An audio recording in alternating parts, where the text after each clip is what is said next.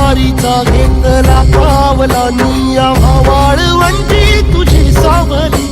गळा भेट घेण्या भीमेची निघाली तुझ्या नाम घोषात इंद्रायणी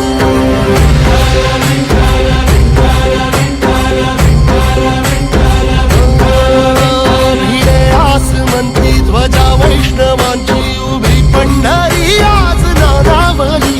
तुझे नाव ओठी तुझे रूप ध्यानी जीवाला तुझी आस गा लागली जरी बाप साऱ्या जगाचा परित